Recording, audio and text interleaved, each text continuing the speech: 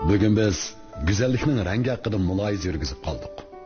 Men dedim, güzellikning rangini so'rsang, suzuk deyman, xuddi shabnamdek deb javob berdim. Güzellikning rangini mendan so'rsa, men qizil deb javob beraman.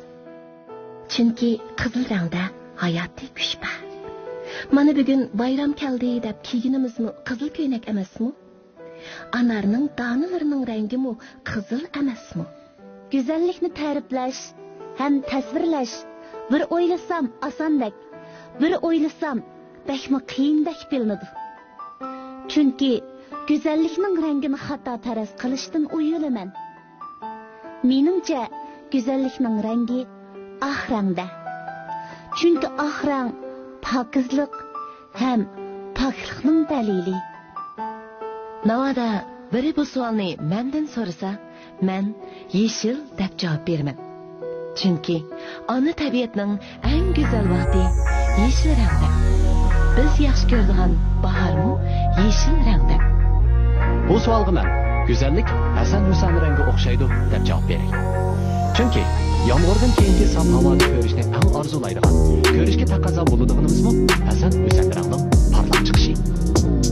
Hayotlikning kapolati suv suzuk rangda. Bebaho qosh tashlar suzuk rangda. Qaraganda o'zim suzuk ranglarni yaxshi ko'rib ekanman. Shunga go'zallik tilga elinish bilan suzuk jism yoki narsalar ko'z oldimda keladi. Chunki suzuklikda bulg'unish yo'q. Rahatlik, ozodlik bor. Biz davatgan go'zallik bor. Biz yaxshi ko'radigan atir gul qizil rangda. Uni biz eng qimmatli kishilarimizga sovg'a qilishni yaxshi ko'ramiz. Qizil rangda to'lib toshgan qizg'inlik bor, umidvorlik bor. Hayotlikda bizga kerak bo'lganimiz qizg'inlik va umidvorlik. Analarimiz qizil rangdagi kiyim kiysa, nima uchun xush bo'lamiz? Chunki ko'ngli xushgan deb faraz qilamiz.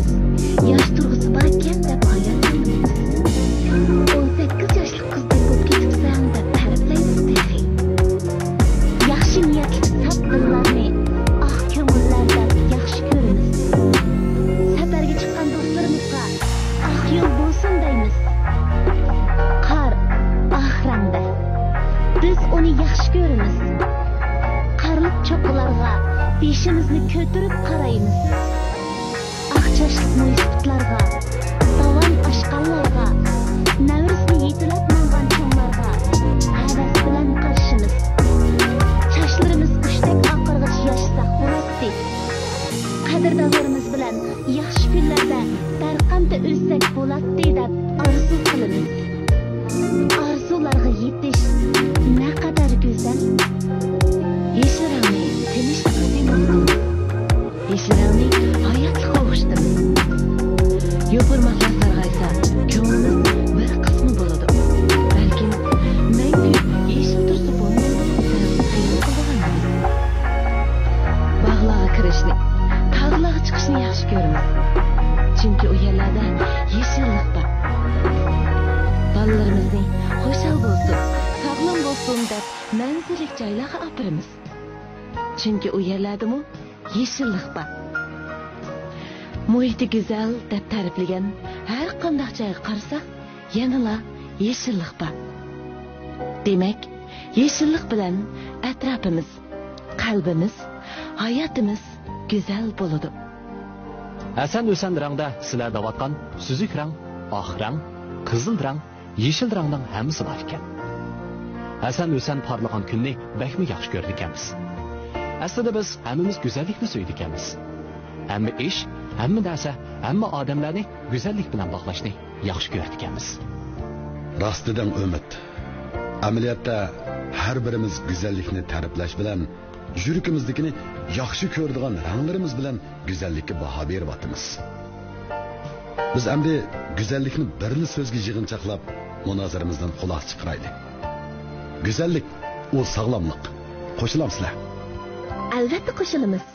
Sog'lom tan, sog'lom ruhda sog'lom aql bo'ladi.